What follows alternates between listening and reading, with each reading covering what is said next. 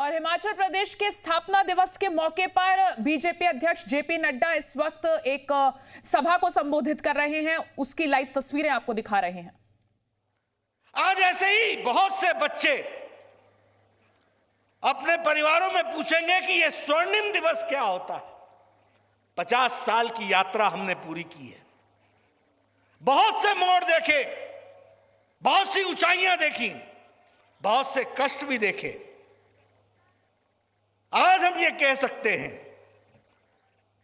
कि तमाम बाधाओं को पार करते हुए हम आज एक अच्छे राज्य के रूप में आगे अग्रसर हो रहे हैं। इसका हमको स्वाद लेना चाहिए, इसका हमको समर्थन करते हुए इसका हमको अंदाजा लेना चाहिए। मैं कहने के लिए नहीं कह रहा हूं। देखो, याद रखना, उजाले का मौज और उजाले का इज्जत तभी होती है जब अंधकार को तुम पहचानते हो। अगर अपने पुराने बीते हुए दिन को याद ना रखोगे तो आज के अच्छे दिन को हम उसका स्वागत नहीं कर सकते, हम उसको ठीक ढंग से मना नहीं सकते। और इसलिए जब मैं ये बात कहता हूं, ये कहने के लिए देवभूमि नहीं है, ये देवी देवताओं की भूमि है, ये कर्म भूमि है, ये वीर भूमि है और आगे विकास करने के लिए अग्रसर तत्पर होकर के चलने वाली भूमि है। इसको हमको पहचानना चाहिए और ऐसी भूमि से हम सबका संबंध हो, यह हमारी कर्म भूमि बने, यह हमारा सौभाग्य है। मित्रों, याद करो, छोटी छोटी पगडंडियां होती थी, सड़क नाम की चीज नहीं होती। मित्रों, याद करो कि रात को अगर कोई बीमार पड़ जाए तो किसी गांव से, एक ऐसा समय था जब गांव के लोग इकट्ठे होकर के किसी चारपाई पर लेकर के कोसों चलते थे, मीलों चलते थे, तब जाकर के किसी स्वास्थ्य केंद्र तक पहुंच पाते थे। याद करो मित्रों, एक समय ऐसा भी था जब हम अपनी शिक्षा के लिए जिला तो छोड़ो, इलाका तो छोड़ो, प्रदेश छोड़ करके जाते थे, तब जाकर के अपनी शिक्षा ले पाते थे। लेकिन आज यह हमारा सौभाग्य है कि यह स्वर्णिम दिन पर हम जब 50 साल का दिन मना रहे हैं तो हम ये कह सकते हैं खुशी के साथ कि we are one of the developed states. हम एक विकसित राज्य के रूप में खड़े हैं। इसके लिए हमको अपने आप को बधाई भी देनी चाहिए, अभिनंदन भी करना चाहिए, स्वागत भी करना चाहिए और खुशी का इजहार भी करना चाहिए। और इसमें सब लोगों ने अपना योगदान किया है। हम आज के दिन हिमाचल निर्माता यशवंत सिंह परमार को भूल नहीं सकते हैं। एक मुख्यमंत्री अपने पीठ पर पिट्ठू लगा करके पैदल चलता हो, 14 साल की मुख्यमंत्री के पश्चात शिमला के बस स्टैंड से अपने घर जाने के लिए मुख्यमंत्री काल के बाद बस पर बैठकर जाता हो। यह इतिहास के पन्नों में दर्ज है। मित्रों, याद रखना हमारी जिम्मेवारी है। अगर हम याद करें एक के बाद एक सक्सेसिव गवर्नमेंट्स, किस तरीके से उन लोगों ने काम किया है।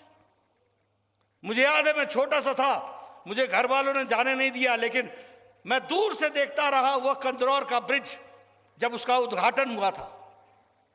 वो दुनिया उमड़ करके आई थी। It was the Asia's highest bridge और वो कनेक्ट करता था नए हिमाचल और पुराने हिमाचल को। इसको भी हमको समझना चाहिए, ये भी हमने दिन देखे। हमको याद करना चाहिए, सभी मुख्यमंत्रियों ने बहुत अच्छा काम किया है। सबने एक तरफ से इस बैटन को आगे बढ़ाया है। अगर स्मॉलर स्टेट होकर के बिगर स्टेट के कैटेगरी में अगर हम इंफ्रास्ट्रक्चर में वीरभद्र सिंह जी के टाइम पर अवार्ड लेते हैं तो बधाई के पात्र हैं जिन्होंने अपना यह कंट्रीब्यूशन किया है। हम भूल नहीं सकते शांता कुमार जी को। कोई ऐसा गांव नहीं था जहां हमारी बहनें एक कतार में पगडंडियों में 3-3 किलोमीटर नीचे उतर करके पानी भरा करती थी और वहां से घैले पर पानी लेकर के ऊपर आया करती थी। हम भूल नहीं सकते। उन्होंने लोगों के सर से घैला उतारा है, सुराही उतारी है, घड़ा उतारा है और इसीलिए वो पानी वाले मुख्यमंत्री जाने गए। राजनीति की उतार पटक, आना जाना लगा रहता है। लेकिन आईपीएच डिपार्टमेंट बना तब जब Shanta Kumar became the chief minister of the state. ये रॉयल्टी का मामला, ये 12% की रॉयल्टी का मामला, आज हिमाचल प्रदेश को सेल्फ सस्टेनेबल की तरफ बढ़ाने का योगदान शांता कुमार जी का था। पानी वाले मुख्यमंत्री के रूप में जाने गए। अगर हम प्रेम कुमार धूमल जी की बात करें, अटल जी का आशीर्वाद मिला और अटल जी के आशीर्वाद के बाद ये गांव गांव में सड़क के जाल बिछाने वाले मुख्यमंत्री बने तो प्रेम कुमार धूमल बने, ये भी हमको ध्यान में रखना चाहिए। ये छोटी घटनाएं नहीं है। मैं एमएलए था 1993 में, मैं विपक्ष का नेता था। मेरा एक्सीएन मेरे से पूछा करते थे, सर बताइए हम आपकी कौन सी सड़क इस साल 3 किलोमीटर बना दें। क्यों?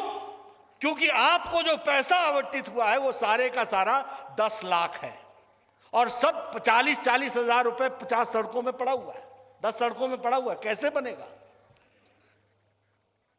उनके आगे भी अंधेरा था, मेरे आगे भी अंधेरा था। हमें दिखता नहीं था रास्ता कि हम अपने लोगों का विकास कैसे करेंगे। अटल बिहारी वाजपेयी जी आए, प्रधानमंत्री बने भारत के। प्रधानमंत्री ग्रामीण सड़क योजना चली।